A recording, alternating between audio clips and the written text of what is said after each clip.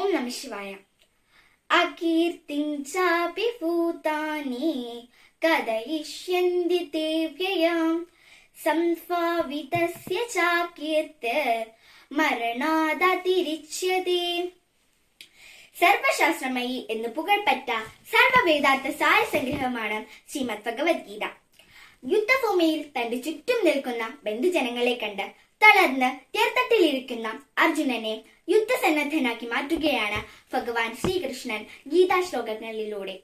ശ്രീമദ് ഭഗവത്ഗീതയിലെ 2-ാം അധ്യായമായ സാഖ്യയോഗത്തിലെ 36-ാം ശ്ലോകമാണ് പ്രസ്തുതം.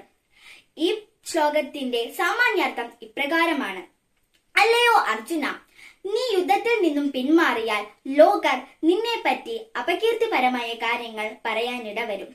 ഒരിക്കൽ എല്ലാവരാലും ആദരണീയനായ ഒരുവന് ദുഷ്പേര് വരുന്നത് മരണത്തേക്കാൾ ദുസ്സഹമാണ്. ഒരാൾക്ക് തോൽവി സംഭവിക്കുന്നത് അയാൾ പരാജയം നേരിടേണ്ടി വരുമ്പോഴല്ല, പകരം ധൈര്യം നഷ്ടപ്പെടുമ്പോഴാണെന്ന് ഈ ശ്ലോകം നമ്മെ ഓർമ്മപ്പെടുത്തുന്നു. നാം ഓരോരുത്തർക്കും ജീവിതത്തിൽ പല പ്രതിസന്ധികൾ നേരിടേണ്ടി വന്നേക്കാം. അത് പഠനത്തിലെ ബുദ്ധിമുട്ടായിരിക്കാം, അല്ലെങ്കിൽ ജോലി സംബന്ധമായ പ്രയാസങ്ങളോ വ്യക്തിപരമായ പ്രതിസന്ധികളോ ആയിരിക്കാം.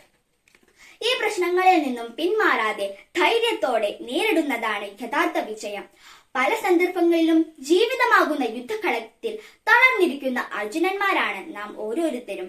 നാം നമ്മുടെ ഉത്തരവാദിത്വങ്ങൾ മറന്ന് പ്രവർത്തിച്ചാൽ അത് അപകീർത്തിക്ക് കാരണമാകുമെന്നും ആ അപകീർത്തി മരണത്തിന് തുല്യമാണെന്നും ഭഗവാൻ നമ്മെ ഓർമ്മിപ്പിക്കുന്നു. അതിനാൽ ധർമ്മബോധത്തിൽ അടിയുറച്ചു നിന്ന ഉത്തരവാദിത്വങ്ങൾ ഭംഗിയോടെ നിർവഹിക്കുന്നവൻ ജീവിത വിജയം നേടും എന്ന ഈ ശ്ലോകം നമുക്ക് പഠിപ്പിച്ചു തരുന്നു. ഓം നമഃ ശിവായ.